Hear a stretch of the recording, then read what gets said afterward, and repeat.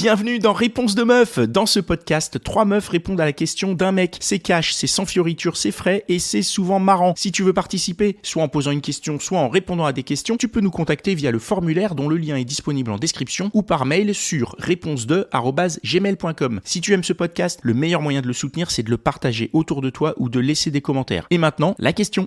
Est-ce que vous pouvez rester en couple avec quelqu'un avec qui le sexe est nul ou bof et pourquoi ? Ce silence de mort. Allez, on va... Je commence. Ouais. Est-ce que tu pourrais ? Alors, aujourd'hui, je ne pourrais plus faire ça. J'ai pu le faire. Je dirais pas que le sexe était nul. Le sexe était devenu absent. Ou pas au niveau de ce que j'espérais. Et pourquoi je restais ? La réponse est évidente. Je l'aimais. Et je me disais, ça va revenir, ça va aller mieux. Il est dans une phase de dépression post-anniversaire, c'est normal.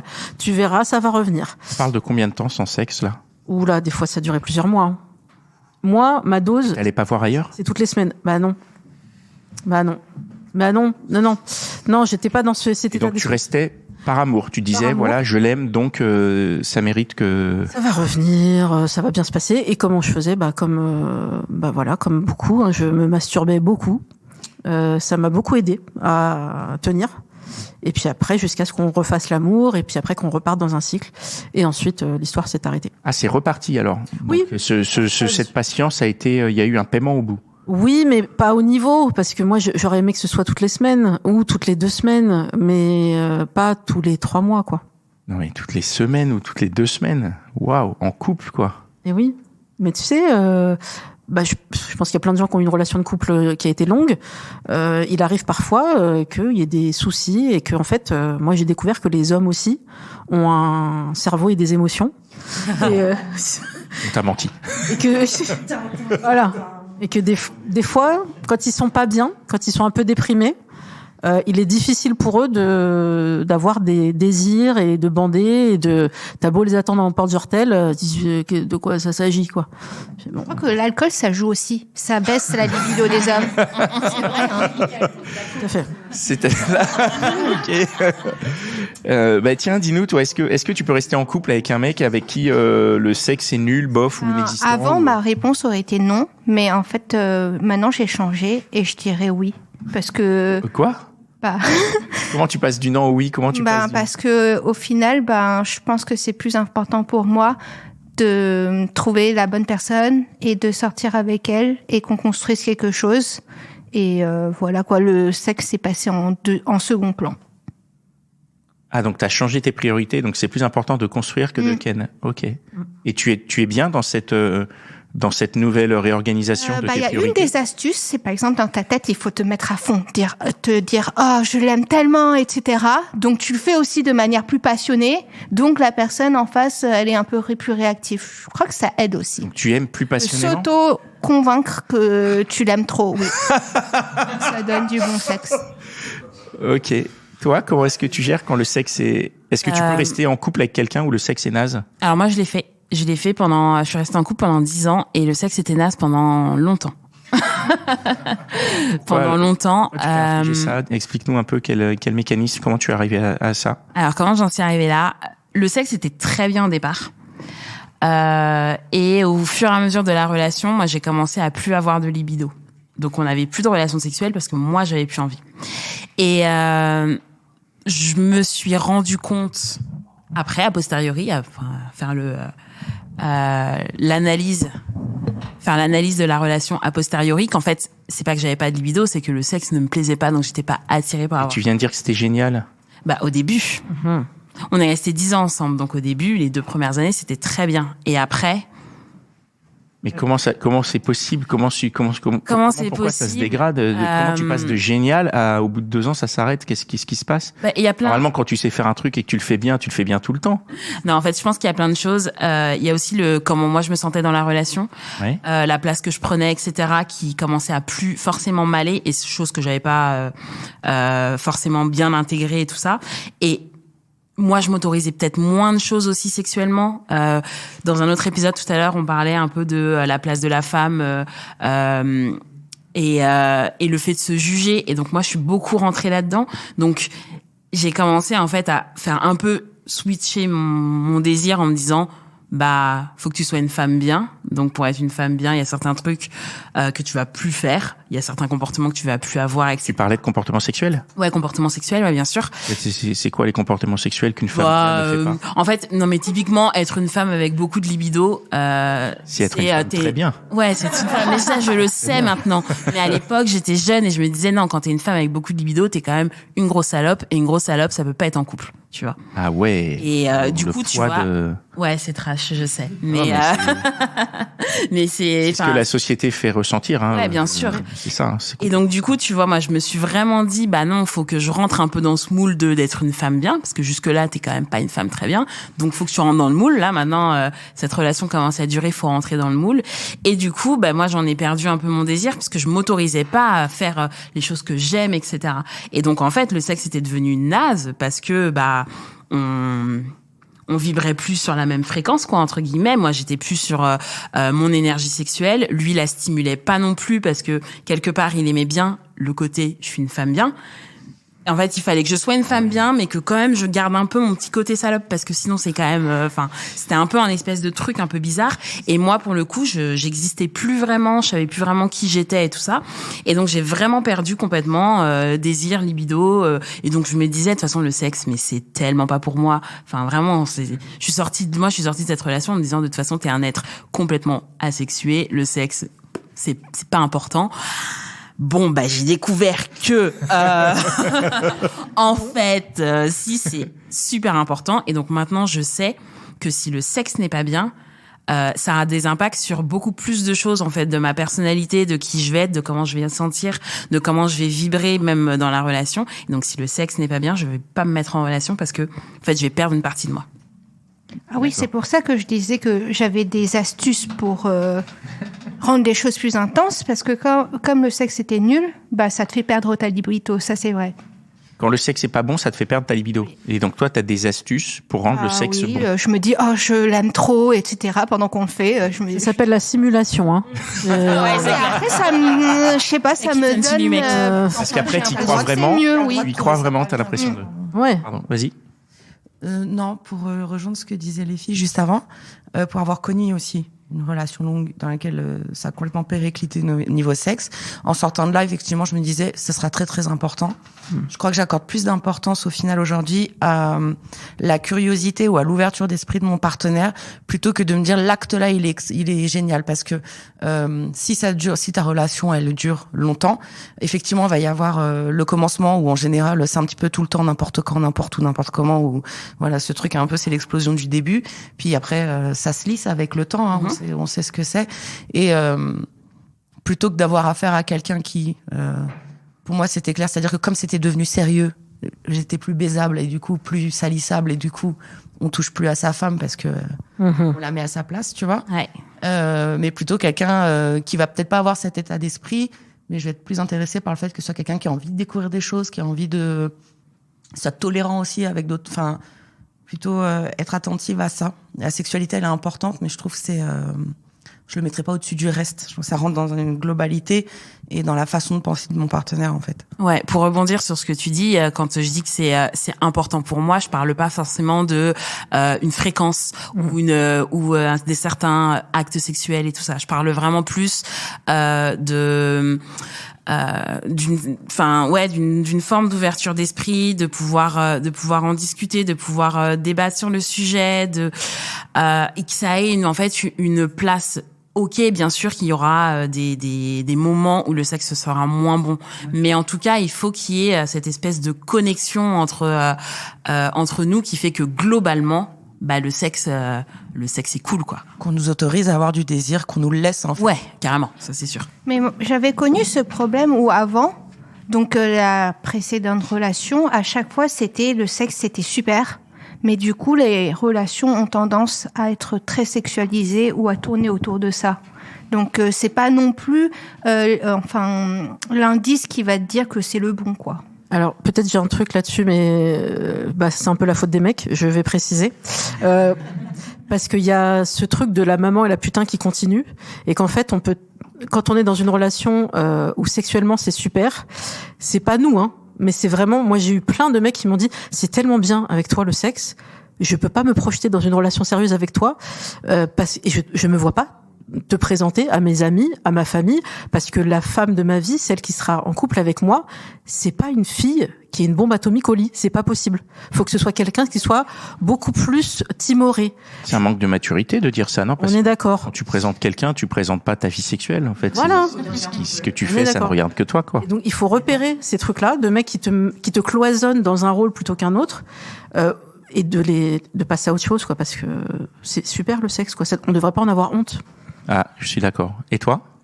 Alors, ça va rejoindre pas mal ce qui a été dit. De mon côté, j'avais eu surtout beaucoup de relations avec des hommes sans amour. Et puis, je suis tombée sur cet homme avec qui on a une connexion de dingue d'un point de vue spirituel, en termes de personnalité, de vision, etc. Et du coup, je me suis dit, ok, je pense que c'était la première fois que j'étais amoureuse de quelqu'un. On va plus loin, et là, je me rends compte qu'effectivement, au lit, c'est pas du tout ça. Lui, il le sait, est conscient que il m'avait déjà fait part de ses complexes vis-à-vis de son niveau sexuel. Moi, par rapport à ça, j'étais ok. Enfin, c'était pas une nécessité à ce moment-là, tellement on avait une connexion qui était bien plus importante que ce que je considérais être important au niveau du sexe.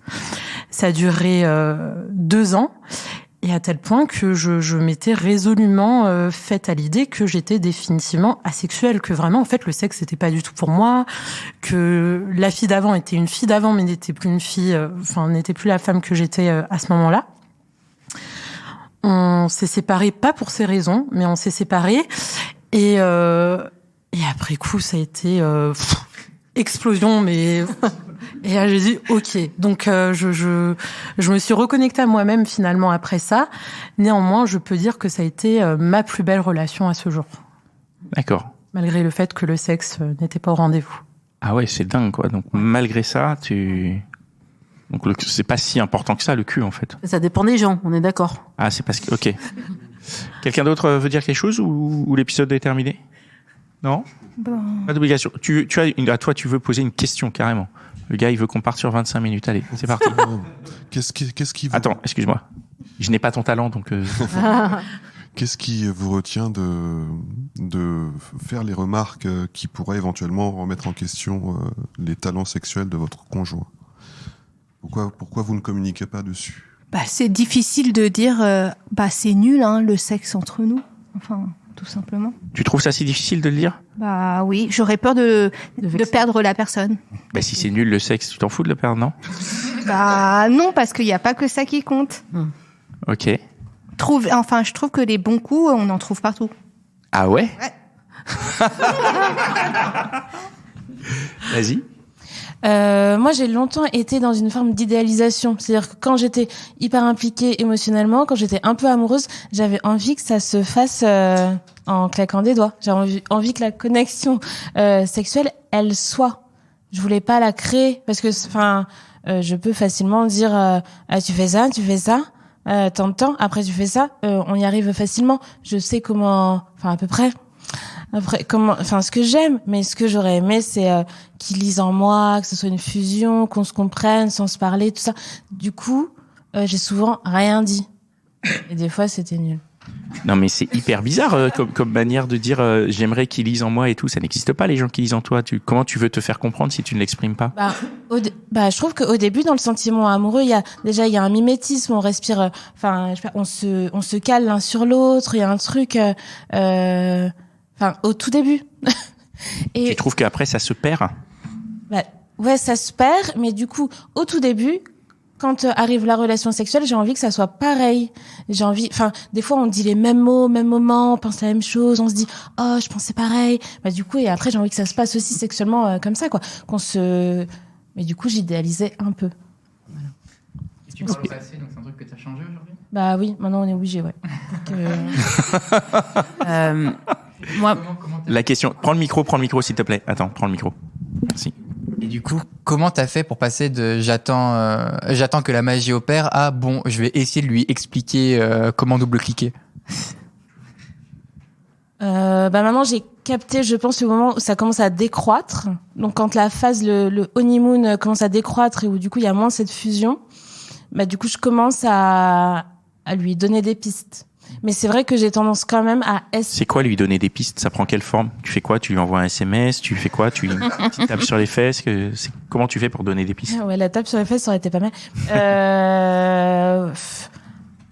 Des fois, des fois, je peux être assez timide aussi dans les idées. C'est-à-dire, on peut regarder des choses ensemble. Ah, tiens, c'est pas mal, ça. Ah. Ou, écoute cette chanson. Ah, tiens, c'est pas mal. J'ai entendu parler ma copine, truc, elle a fait ça, et lui a fait ça, et oh là là, ça avait l'air. Je trouve que c'est une super manière d'aborder. Reprends le micro, s'il te plaît. Je trouve que c'est une super manière d'aborder, justement, ces trucs-là. Parce que je comprends que tu as envie de garder une forme de protection, tu n'as pas envie de trop te dévoiler, mais tu abordes quand même le sujet, tu dis concrètement quelles sont toi tes attentes, quels sont toi tes désirs, et ça me semble essentiel dans le cul. Concrètement, des fois un peu trop, des fois la manière est un peu biaisée, mais du coup j'essaye, en tout cas. Moi, pour répondre à ta question, alors à l'époque, j'en avais déjà pas conscience parce que j'avais très peu d'éducation sexuelle. Donc je me connaissais pas forcément moi, mes désirs, ce que je voulais. Donc j'étais jeune et j'avais découvert un peu le sexe aussi avec mon ex.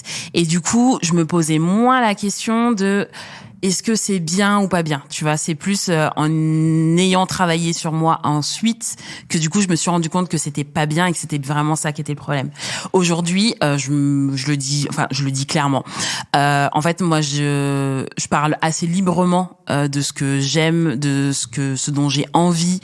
Je vais assez librement demander des choses, suggérer aussi, ou même pendant le sexe. Moi, je trouve ça très très sexy de donner des indications, de donner du feedback en fait en direct, parce que comme ça ça te permet d'avoir ce que tu veux, mais aussi ça te permet aussi de vivre le truc de manière un peu plus sexy. Pour moi, c'est vraiment, on est vraiment dans cet échange. Donc aujourd'hui, moi, j'ai aucun problème à dire la prochaine fois, tiens, j'aimerais bien ça, ou j'aimerais bien essayer ça, ou si vraiment sur le moment c'est pas bien, je préfère le dire directement plutôt que être là et vivre un moment pas cool et derrière être là alors heureuse.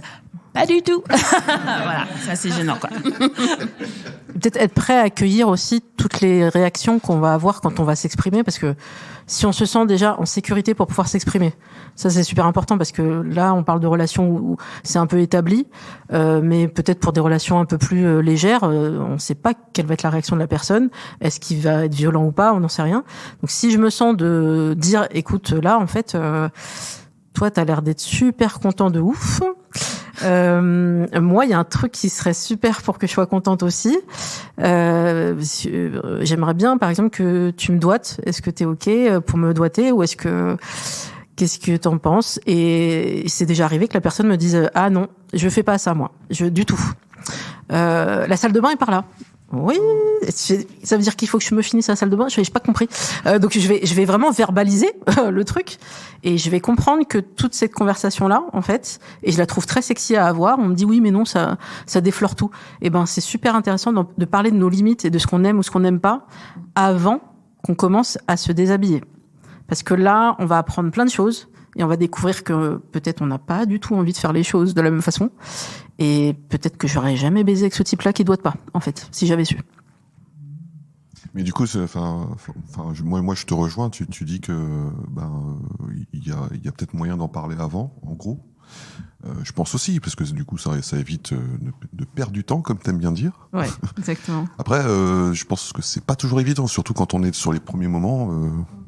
On n'a pas forcément envie de, justement, pour les femmes, ça doit être compliqué parce que le fait d'éviter d'être une salope, ça doit jouer aussi dans ce truc-là. Après, je pense que, moi, j'ai tendance à penser qu'un mec, il faut qu'il arrive à trouver le moyen de créer cet espace où la femme peut être autant une salope qu'elle veut, sans le jugement. Bon, après, dans la pratique, on a vu que c'était pas évident d'après vos expériences. Mais idéalement, ça serait ça. Et Tout à fait, ce serait un idéal. ah ouais. Ouais. J'aime ta vision de la vie. Ouais. Ouais, moi j'ai décidé de prendre le droit de l'être. Voilà. Tu vois, j'attends pas qu'on me Bravo. j'attends pas qu'on m'autorise. Voilà. Et aussi, le sexe, il peut être nul, pas seulement par rapport à genre quelle position ou comment, mais tout simplement en termes de volume et de taille. Ouh, c'est un autre sujet. Génial. Allons-y. Qu'est-ce que tu entends par là? Ça, on n'y J'ai peut pas rien. compris. Il y a parfois ça s'emboîte bien et parfois non. Ah, d'accord. Mais c'est un rapport avec la taille, parce que ça s'emboîte. Non? Donc on aura beau dire fais comme ci ou fais comme ça va pas changer Attends, t'es en train de dire quoi? Que la taille, ça compte? la taille et le volume. La largeur. Ouais, mais L'épaisseur. pour moi On a des mecs qui rappliquent là.